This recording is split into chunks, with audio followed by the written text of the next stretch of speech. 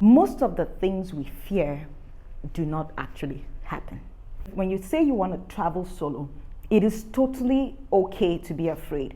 But just because you're afraid of doing something doesn't mean that you should not do it. Most times, the media representation of a particular destination does not depict the exact state of that destination. I would say this because I remember when I was visiting Bosnia and Herzegovina, in the media, there are lots of very negative war-related stories about Bosnia. But I don't know anyone who has been to Bosnia and was not thrilled or pleasantly surprised, because it is a very beautiful destination. All the stories about the war that we hear is in the past. They're like, spend time on the internet, read real stories, find out people who live in that destination. Social media is a platform where people can connect with just about anyone all over the world. You have Instagram, you have Facebook. Ask questions where necessary. So before you travel solo, make sure that you have sufficient money with you. And sufficient money, it would just depend on your lifestyle. For example, you had already paid for a hotel, and then you get to that destination and realize that you do not like the hotel that you're in. Maybe the area is not so safe, and maybe you try to get a refund, and they're like, oh, they're not going to give you a refund. If you have money with you, it can actually take care of that last minute need that you may have.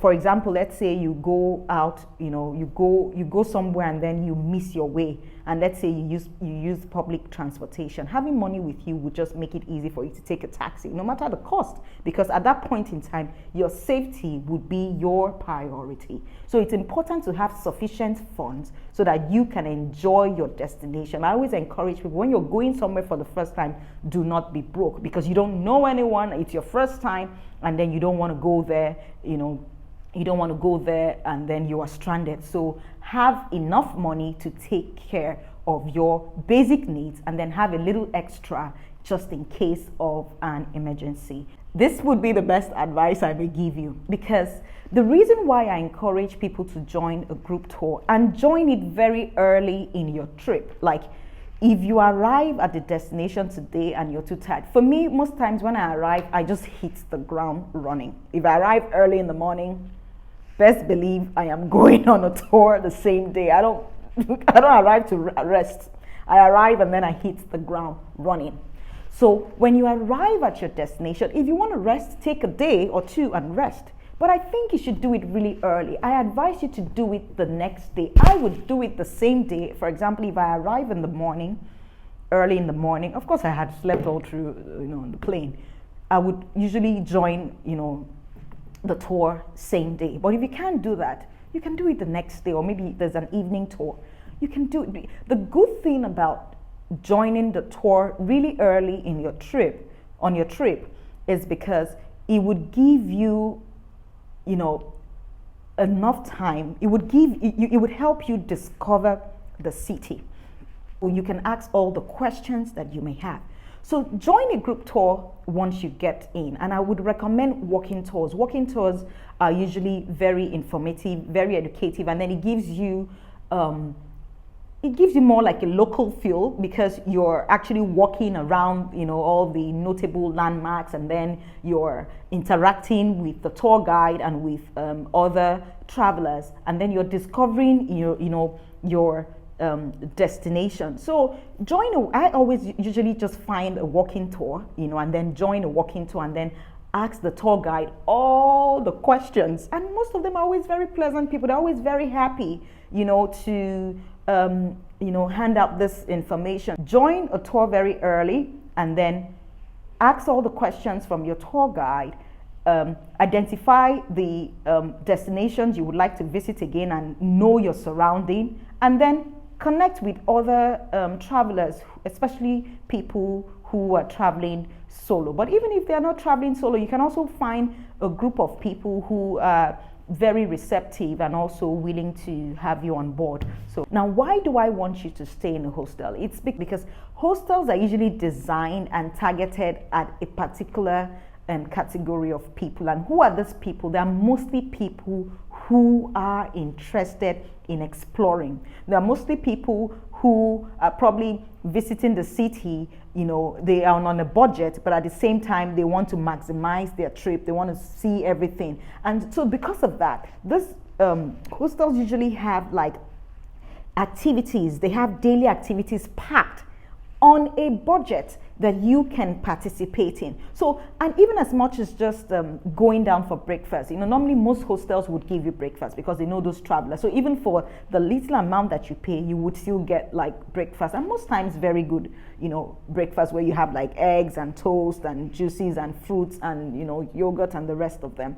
So you would be, people who stay in hostels are more because they are there, they know they are going to meet other travelers, they are more receptive. You know, you can make a very good friend over breakfast, you can make a very good friend over dinner. Some hostels will give you breakfast, lunch and dinner.